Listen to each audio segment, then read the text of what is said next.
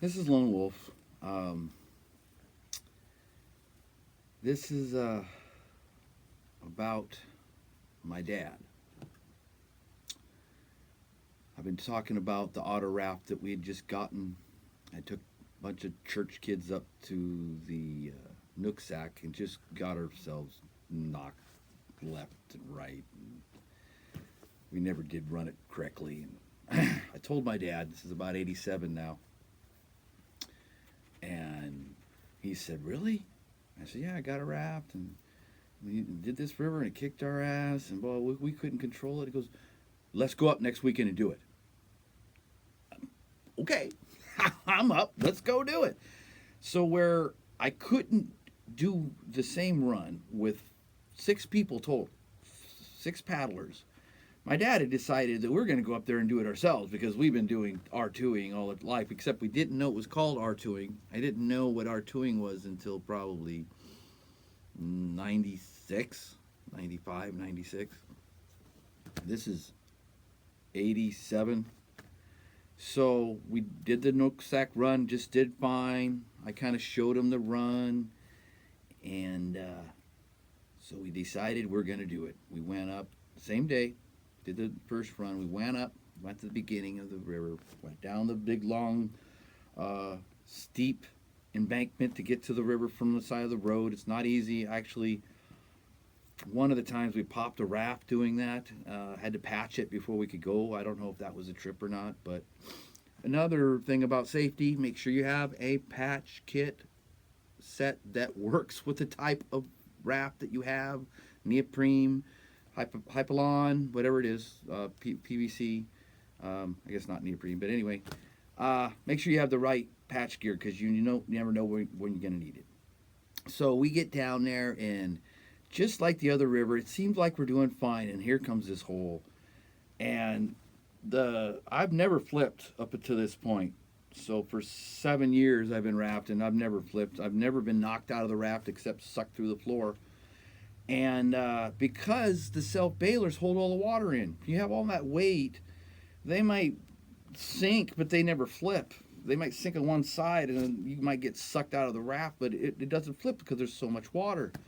Well, we had just hit the first hole, and the moment we hit the first hole, it started to take us sideways, and we started to flip up like this. And I flip up like this, so I dove from the bottom, and I jumped up to the top, the high side, which I didn't know what a high side was at that time, but I was doing it anyway. And I looked at my dad, and he jumped out.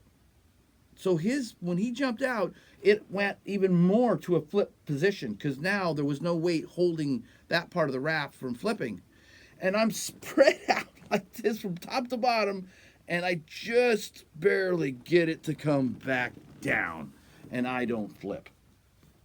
So again, I hold up, wait for my dad, and after that, hole after hole after hole, it just got filled up with water and we couldn't control it. And the next day we got up and we're talking about all this bullshit and that's crazy. Since it's not impossible, it's just impossible run to do. It's just not possible.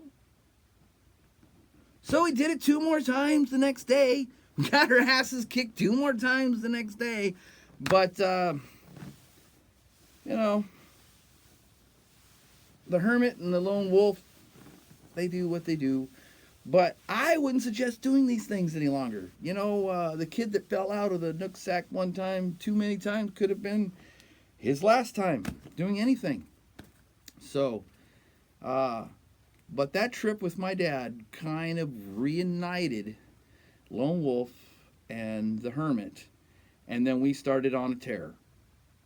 And we started doing class fives, sometimes R2, R3, R4, Sky Comish, on and on and on.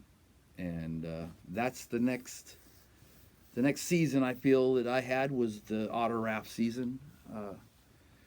And there's still more stories to come, I'm telling you. I haven't even told you the crazy ones.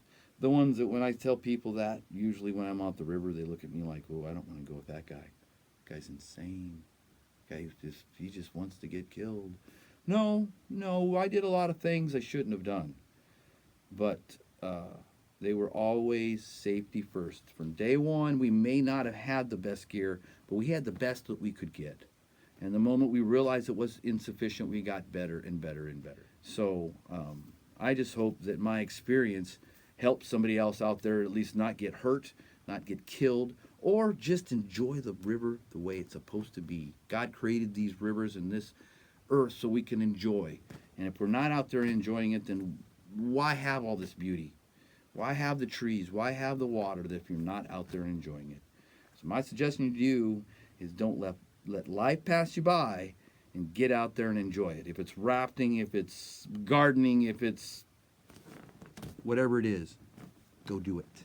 Because life's too short.